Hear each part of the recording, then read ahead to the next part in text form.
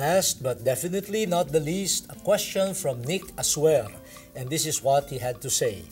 Good day, Bishop. I would just like to know who made the rosary. Okay, Nick, hindi ko maibibigay sa iyo yung eksaktong date o century.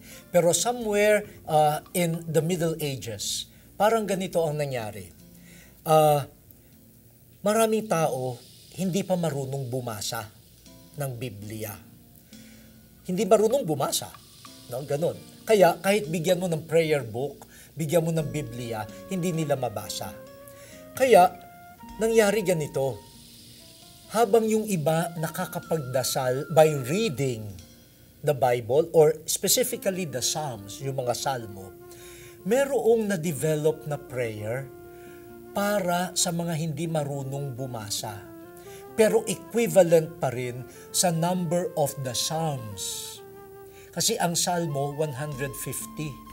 Kaya during the time, lalo na ito ay napasikat during the time of Saint Dominic, yung founder ng mga Dominicans. At sila ang napakalaking nagawa for the propagation of the devotion to the Lord through our Blessed Mother, through the Rosary.